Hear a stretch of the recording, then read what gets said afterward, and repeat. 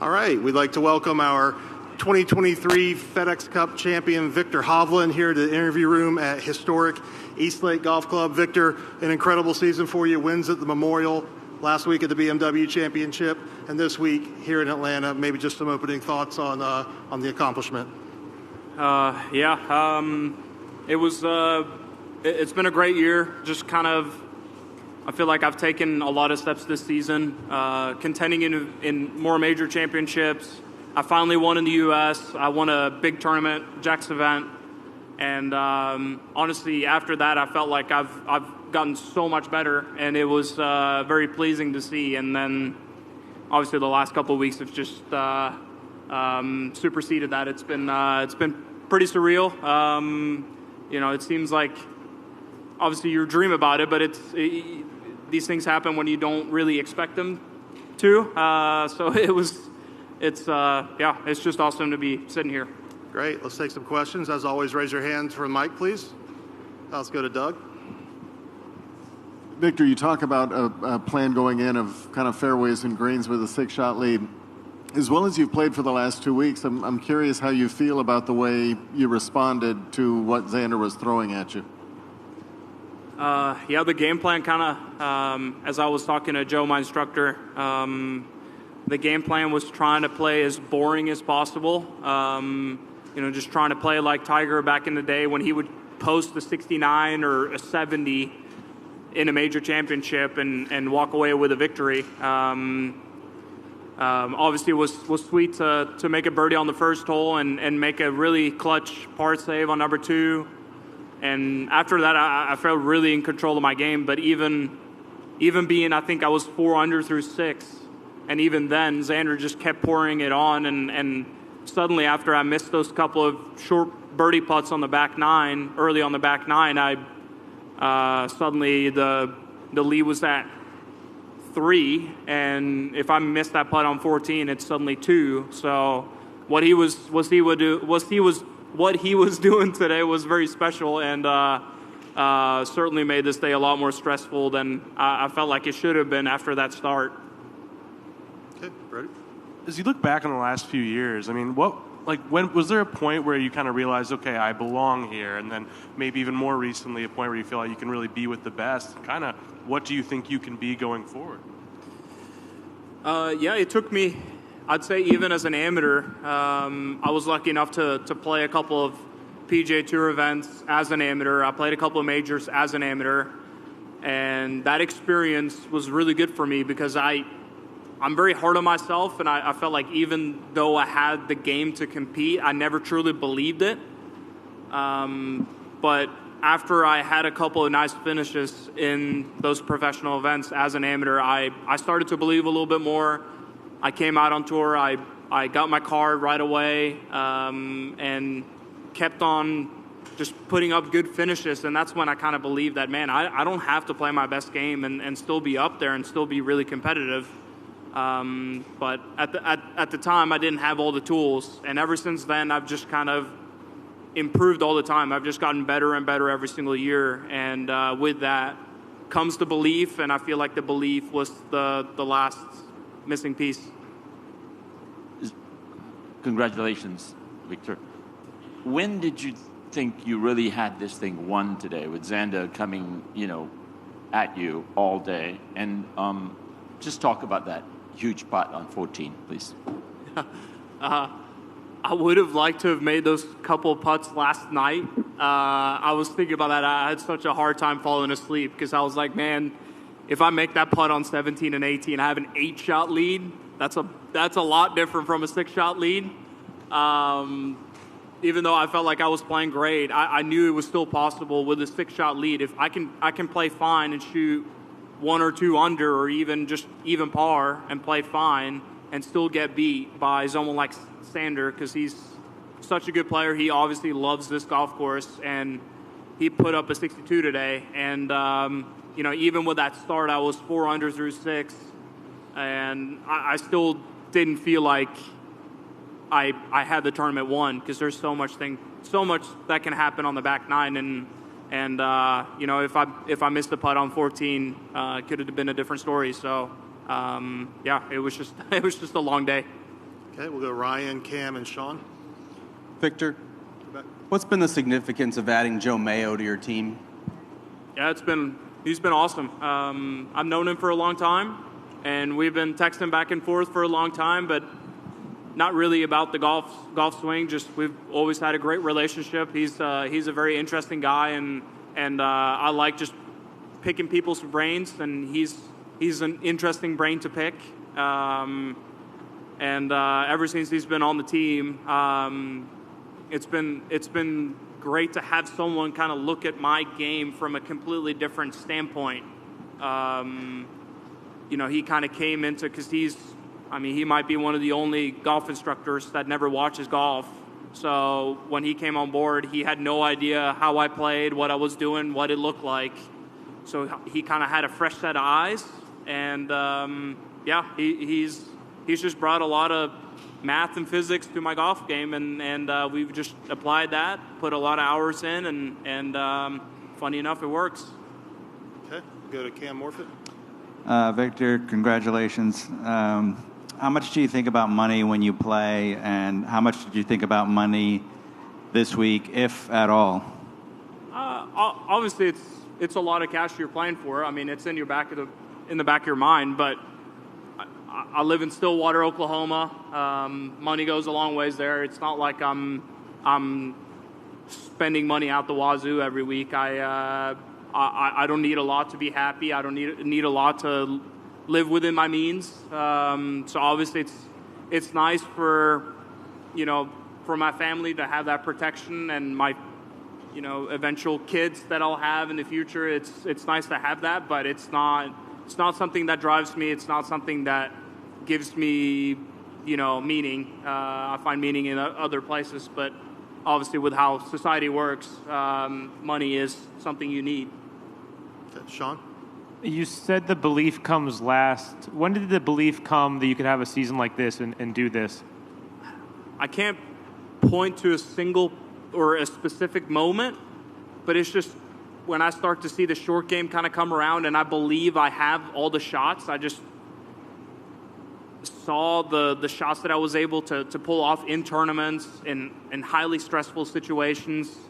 Coupled that with the course management stuff and the attitude, just handling bad bounces, handling bogeys, handling bad shots. Just those three aspects combined, when I started to see that, I wasn't stressed when I showed up to a golf tournament or a golf course. It was like, okay, whatever happens, happens. I might play bad, and that's okay. But I didn't feel like, even today, it wasn't like, man, I hope the double cross with the driver doesn't show up today. I hope I don't three-putt today. I hope I don't chunk the chips today. That might happen, but it's okay. And I think just as soon as I made that mindset change, everything started to kind of come together. And where do you think that desire to try anything and everything that you think will make you better, where does that come from? Well, I will say I'm a pretty analytical person, and I do like to try new things because it's fun. You never know what's going to be on the other side of that door. But it's not like I try new things willy-nilly, and usually there's at least a somewhat reasonable hypothesis before you try something new. And I give it a couple of chances. Okay, it didn't work out. We'll scrap that. But if you see an improvement, it's like, okay, hang on, we're onto something. Let's go down this rabbit hole and see where it leads. And I think that's I've been very beneficial having smart people around me that are able to at least guide me down the smart rabbit holes and not get lost in the perimeters. Okay, let's go to the back in here. Hi, Victor. Any plans for the night? I don't know. I mean, it's already 8:30 here. I'm sure we're going to get some good dinner and have a couple drinks and just kind of enjoy. It's been a long week and sweated so much this week, so I'm kind of just getting ready to take it easy and just soak it all in. Okay, we'll go to Amanda. Having a 16-foot par putt after a 2-hour break, was that stressful during that break? A little bit. I try not to think about it too much because obviously I had a nice start birdie in the first hole. Xander hit one. He had birdied the first hole as well, and he had a nice opportunity on number 2. So I was thinking, okay, yeah, I have a 6-shot lead, but if I miss my putt and he makes this, now it's suddenly 4, and it's a ball game. So that was a huge putt to kind of come back from the break and make that immediately and maintain that 6-shot lead. That was big. And then you also said on Thursday the tee shot on 15 was kind of anxiety-inducing, and you played a 2 under for the week. Do you think that anxiety in both those scenarios maybe helped you, or helped you play it smarter? I don't know. That's a good question. I don't think it's. I think it's hard to know for sure. Sometimes you definitely need a little bit of that stress to kind of focus a little bit better, pull off a better shot. I don't know.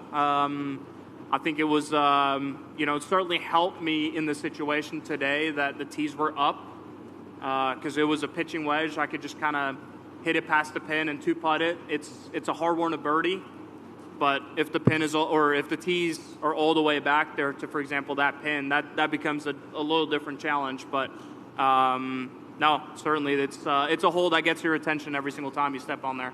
And then back to Cam's money question. After back-to-back wins, is your Chipotle order going to be any different with maybe the little financial security? I'm a man of routine, so I kind of stick to the same order. But haven't had Chipotle in a little while. Maybe it's time to switch it up again. Okay. Jacob Ingebretson won the 5,000 earlier today. Were you aware of that as you were playing, or do you have any relationship with that? I got to meet him last year, actually, right before Christmas. I met him and all of his brothers. Their family's incredibly interesting. They work super, super hard, and just the way they go about their business is extremely professional, and it's fun to see them do well. And it's not just them, but there's so many good athletes coming up and performing well in summer sports that Norway traditionally hasn't been the best in. So I think that's really cool to see, and really cool to see Jacob get that win. That's incredible. Adam? Viktor, what do you think the response will be back home, and are you bigger than Pedersen now? She's the queen. She will always be. That's women's golf and men's golf. We'll treat those separately. What she's done for the game in Norway is very special, and I was lucky to meet her when I was a junior, and I remember I was very intimidated just being around her. She not only is she a great golfer, but I knew she was a little bit different when I just got to be around her and talk to her, and have a lot of respect for her, and just very proud to be Norwegian. Okay, let's go to Matt. Viktor, we saw you take a little break in the middle of the season, go home, play with some friends. I'm just wondering, you seem very refreshed coming back from that. Obviously, a lot of success. What did that do for you in the middle of the year? Yeah, it's just obviously the PGA Tour is it's a lot of fun to play golf for a living. I have no complaints, but sometimes you play week in, week out, and maybe you don't perform as well as you would have liked, and it can get a little frustrating. It's almost like you live in a little bit of a bubble. Man, you think about the putt you missed, short-siding yourself, and sometimes it's just good to get out of that bubble a little bit and just start over again. And that's what I feel like I get every time I go home. Even though I do play a decent amount of golf when I go home, but it's a totally different setting. Some of the golf courses at home they're fun to play, but they're nowhere near East Lake, for example, or any course you'll find on the PGA Tour. And just playing with my buddies that are either, some of them are professional golfers and some of them are 20 handicappers, and it's just fun to be out there and talk smack and just be yourself and have fun. So I think that those couple of weeks that I had is very beneficial for me. Okay, let's go to Bob. Get a mic there quickly. Following on that, what is the golf season like in Norway? And when you were coming up, was it a detriment, trying to get good when obviously there was times of the year you probably couldn't play? Yeah, I wouldn't say it's conducive to playing the PGA Tour. You're so far away. Just from everything, the quality of the golf courses is not quite the same. It's not as in great of a shape. The season is not very long, and you add all those things up, it's very hard to play golf for a living. But I would say I used the time very well. The time that I had indoors, I worked a lot on my golf swing. I just try to find some ways to get better, even though my facilities were a little bit limited. Sought out people that I could learn from. So in a way, maybe it teaches you other things that maybe I wouldn't have learned if I lived in the United States and I grew up on some country club, and you kind of take those things for granted. I think it maybe helped me when I got to Oklahoma State and we had a qualifying or just a normal day, just a regular day playing with the guys on the team. I would take every single day very seriously, because every day I had home in the summer, I couldn't just waste away the day because, in a couple months it's winter and I can't play outside. So every single day I try to get the most out of, and I think that really helped me. Okay. Any other questions for Viktor? Oh, Doug? Viktor, as nice as you seem to be in person, and what level would you give your killer instinct? Yeah, I don't think it's something that's been innate in me, but I just seem to, especially the last couple of weeks when I'm in contention, and I've failed a lot of times in that spot. I think I've just learned from it, and instead of, when I make one mistake and I'm in contention, seeing kind of the snowball go the wrong way, and I'm like, man, is this going to happen again? Or come on, why did you just do that? And those thoughts kind of come into your head. I think I don't know, I think just me slowing everything down and not showing a lot of emotion kind of helps me calm myself down, and I can perform at a higher level. That's at least how I can explain it. But, I think I'm just not the guy, if I make a putt, go absolutely crazy. I might give it a little fist pump, but the less emotions I can kind of give away when I'm in contention, I think it's the better for me. Is your fire burning pretty good inside?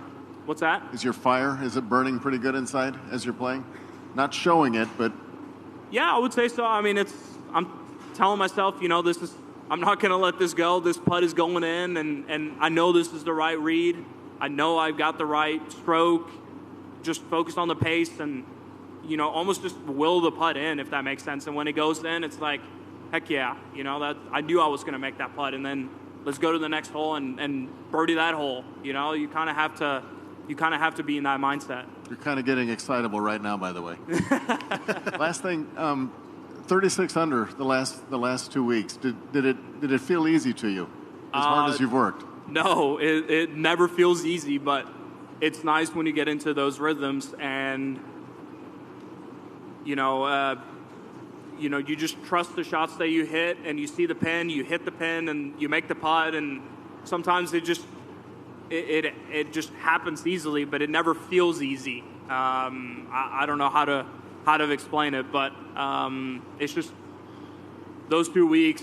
Every single facet of my game has kind of come together. That doesn't mean that there aren't things to improve. I feel like I definitely left a few shots out there both of the weeks, but it's fun when every single part of your game comes together for 2 weeks straight. I mean, that just doesn't happen all that often, but I think that's a testament to the great information that I've gotten, and just all the hard work that I've put into it. That's great. And last question with Adam. Viktor, which of the majors, either this year or last, that you had a great chance at winning, stung the most? Honestly, they didn't.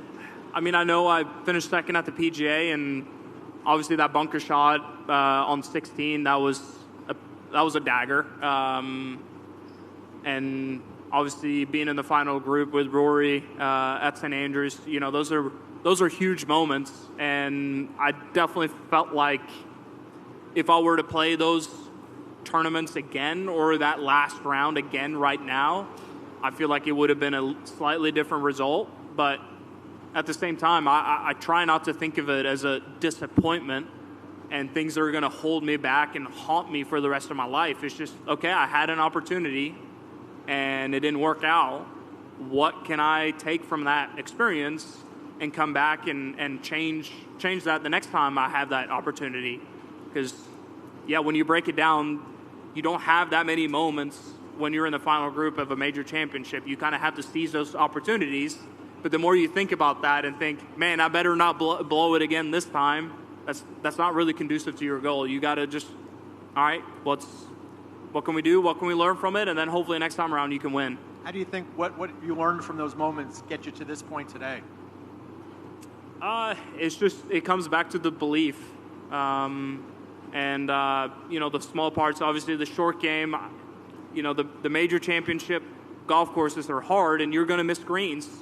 I believe now I can get the ball up and down when I miss the greens. And instead of feeling like, oh man, I'm going toe and toe up against Brooks Koepka or Rory McIlroy or whoever it might be in those major championships, I have to fire at every single pin to beat them. It's like, no, I don't have to do that. I can play smart, middle of the green, and if I make a couple putts, we're right there. But I'm not going to give this tournament away, and that's kind of been the biggest lesson that I've gathered from those major championships in particular. Okay, Viktor Hovland, our 2023 FedEx Cup champion. Congratulations.